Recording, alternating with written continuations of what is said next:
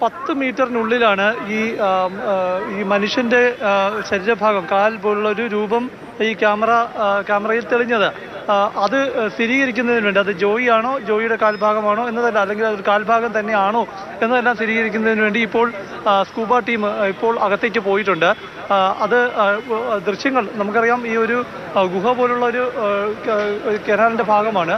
അതിനകത്തു നിന്നുള്ള ദൃശ്യങ്ങളിൽ ഒരു മനുഷ്യൻ്റെ അവയവം പോലുള്ള രൂപമായിരിക്കാം, കാല് പോലുള്ള രൂപമായിരിക്കാം. പക്ഷേ എന്തായാലും അത് ജോയിയുടെ ശരീരഭാഗം തന്നെയാണോ തുടങ്ങിയ കാര്യങ്ങളെല്ലാം തന്നെ അവർക്ക് കണ്ട് ബോധ്യപ്പെടേണ്ടതുണ്ട്. അതിൻ്റെ അടിസ്ഥാനത്തിലാണ് ഇപ്പോൾ അകത്തേക്ക് ടീം പോയിട്ടുള്ളത്. അവർ തിരിച്ചു വന്നാൽ മാത്രമേ അത് ജോയി ആണോ അവിടെ കുടുങ്ങിക്കിടക്കുന്നത്, അല്ലെങ്കിൽ അതൊരു മനുഷ്യൻ കുടുങ്ങിക്കിടക്കുന്നത് തന്നെയാണോ തുടങ്ങിയ കാര്യങ്ങളിലൊരു വ്യക്തത വരും. ഏതായാലും വളരെ നിർണായകമായ ഒരു രക്ഷാപ്രവർത്തനം എന്ന ഗൗരവത്തോടെ തന്നെ സജ്ജീകരണങ്ങളുമായാണ് രക്ഷാ ടീം ഇവിടുന്ന് പുറപ്പെടുകയും ഇവിടെ പുറത്ത് തയ്യാറെടുപ്പുകൾ നടത്തുകയും ചെയ്തിട്ടുള്ളത്. ക്യാമറയിലെ ദൃശ്യങ്ങൾ അല്പം മങ്ങിയതാണ്, കാരണം പകൽ വെളിച്ചമുള്ള സ്ഥലമല്ല, പൂർണ്ണമായി ഇരുട്ടാണ്.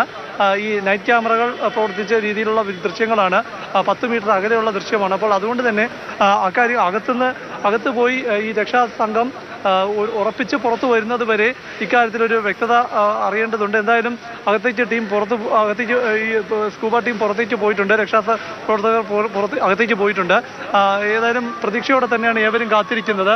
കാരണം 24 മണിക്കൂർ പിന്നിട്ട് 26 മണിക്കൂർ വരെ പിന്നിട്ട് ഈ അവസരത്തിൽ ജോയി എന്ന ഈ മാലിന്യ ശുചീകരണത്തിന് വേണ്ടി ഇറങ്ങിയ വ്യക്തി, അദ്ദേഹം എവിടെയാണ്, ഈ ഒഴുക്കിൽപ്പെട്ടുപോയി എവിടെയാണ് എന്ന ചോദ്യമാണ് ഇപ്പോഴും ഏവരും ചോദിക്കുന്നത്. സർക്കാരാകട്ടെ, മൊത്തത്തിൽ സംവിധാനങ്ങളാകട്ടെ വിലയിരുത്തുന്നത് ജോയി ഇതിനകത്ത് ഈ റെയിൽവേ ട്രാക്കിനടിയിലുള്ള ഈ കനാലിൽ തന്നെ ഉണ്ട് എന്നതാണ്. അതെപ്പോഴും കണ്ടെത്തുക എന്നത് ദുഷ്കരമായ കാരണങ്ങൾ എന്തൊക്കെയാണെന്നത് നമ്മൾ നേരത്തെ തന്നെ വിശദീകരിച്ചാണ്. മാലിന്യങ്ങളോട് നിറഞ്ഞിരിക്കുന്നു, ഈ മാലിന്യങ്ങൾക്ക് അടിയിലൂടെ ജലം ഒഴുകിപ്പോകുന്നു. അപ്പോൾ ജോയി എവിടെ എന്ന ചോദ്യത്തിന് ഉത്തരം തേടിയുള്ള രക്ഷാപ്രവർത്തനമാണ് നടന്നുകൊണ്ടിരിക്കുന്നത്.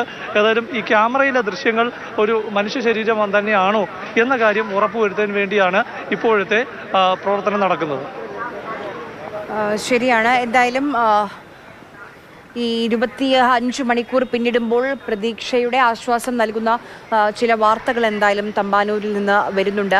അതായത് റോബോട്ടിക് ക്യാമറയിൽ മനുഷ്യ ശരീരം, ഒരു കാൽപാദത്തിൻ്റെ ദൃശ്യങ്ങൾ, അത് ക്ലിയർ ആയിട്ടില്ല എന്ന്.